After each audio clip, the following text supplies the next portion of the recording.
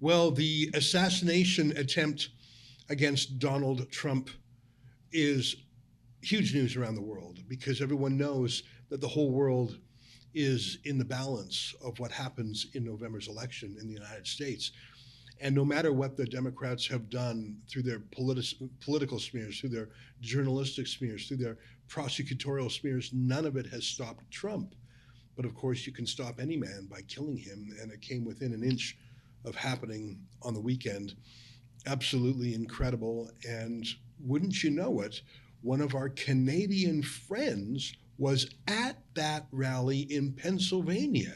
Little did she know she would be having a front seat in a historic moment. I know that I'll always remember where I was when Donald Trump was almost assassinated. Joining us now is our friend from True North, who happened to be in Pennsylvania. I'm talking about Rachel Parker, who joins us now via Zoom. Rachel, great to see you. Thanks for having me, Ezra. Well, I tell you, you were right in the center of history on Saturday. Why don't you tell us a little bit about, first of all, what you were doing, why you were down there, what it was like before those shots rang out. Just give us a minute on the background. What were you doing there? Yeah, so I had gone down to the rally in Butler with my two brothers. Actually, I'd asked them to come and help me with some camera work. We drove down from St. Catharines. I'm at my mom's house in Ontario right now. So it's about a 4-hour drive. And I wanted to go because I'm starting a new podcast with True North called Rachel and the Republic. And I wanted to get some on the ground content of the American election. I've just started covering American politics. And I think you really miss a lot when you cover everything remotely from home all the time. So I wanted to go. I wanted to talk to some Americans, get their pulse on the election, ask basic questions. Is Joe Biden up for the job? Why are you voting for Donald Trump? Do you think Donald Trump needs to change his messaging? So we arrived in Butler, Pennsylvania around 2:30, started doing interviews as soon as we hit the ground.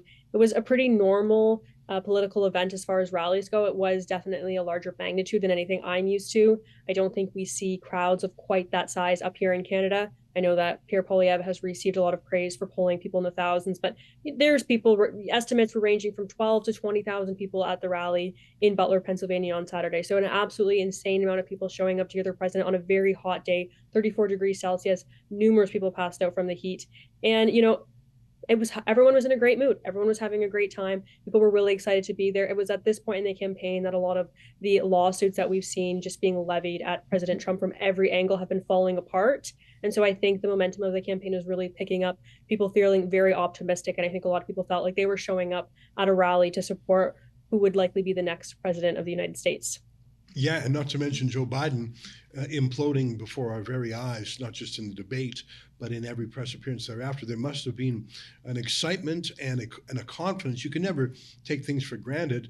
And when Republicans win, they have to win beyond the margin of cheating, beyond the margin of lawyers.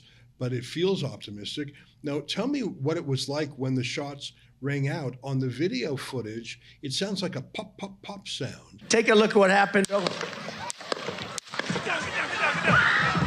Did you hear the shots from where you were?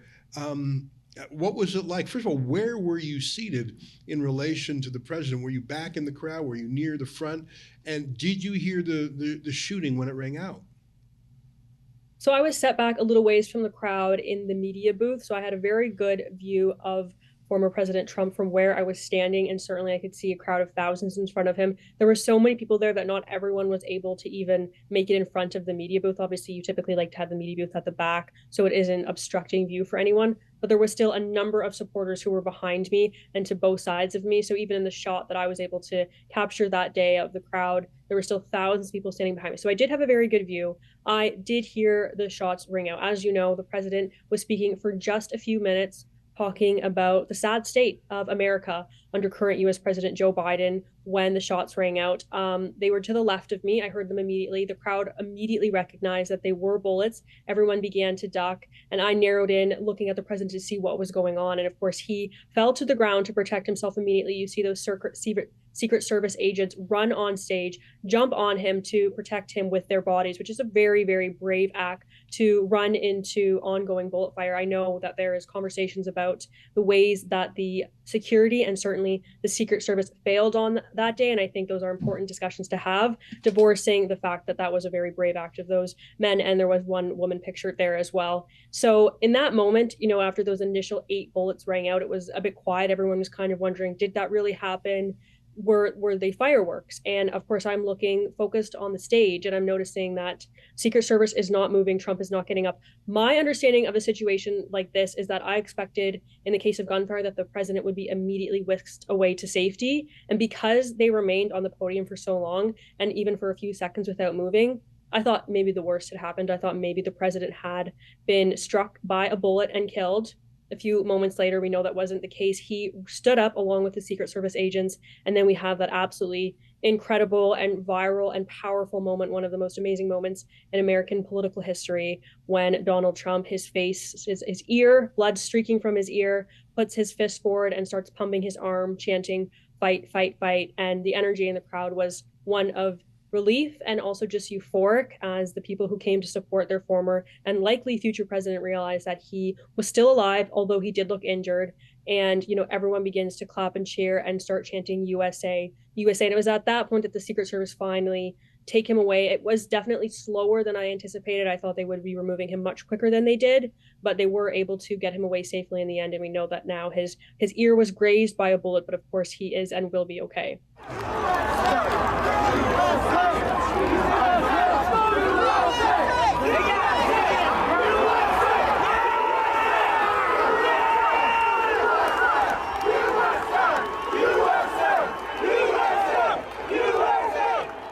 Just incredible, and a lot to talk about the conduct of the Secret Service, who were Secret Service, who were local police.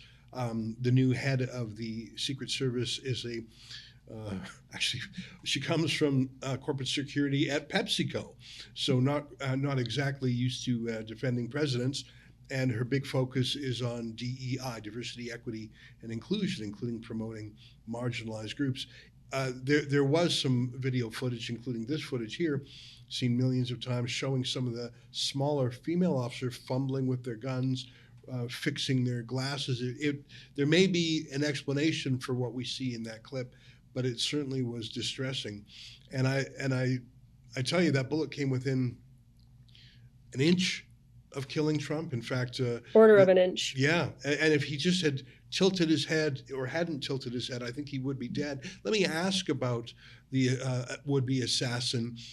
A lot of questions about who he was. Is he really a 20-year-old with no social media footprint?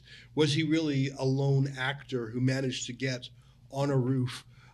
We see lots of footage of people pointing to him and hollering, "There's a guy on the roof with a gun." We heard witnesses saying that they were shouting, trying to bring that to the attention of police. Did you see any of that, or was that simply outside your field of view? Did you hear any of that? Apparently, there were up to 50 people calling for police to take out that man who was crawling on a roof. Did any of that come to your eyes or ears before the shooting?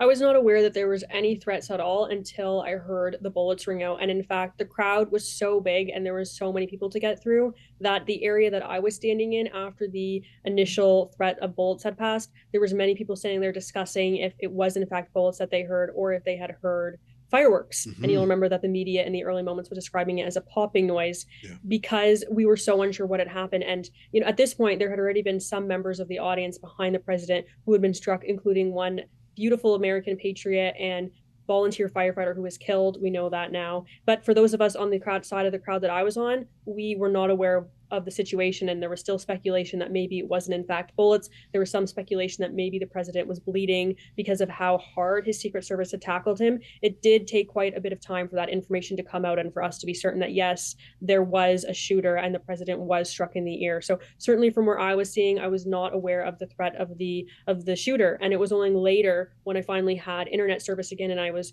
looking online that I saw those videos, and it's striking. And you just can't fully grasp the level of incompetence that occurred for a shooter to be on a building while a former US president and the Republican presidential nominee is on the stage. There is no reason that Donald Trump should have been on that stage with a live shooter in the nearby region. I've seen reports saying that the Secret Service has a policy that they don't shoot first. I've never heard that before. I don't even believe that. Yeah. They should absolutely be shooting if there's a shooter who's looking to take out a former US president Yeah. and the Republican nominee. And even if that is the case, why was the president on the stage? The president should Yeah. never have been on that stage if there was even the slightest possibility of a threat in the area. So certainly just a stunning level of incompetence or maliciousness at play. And those are questions that the American public is asking and certainly deserve to know the answer to.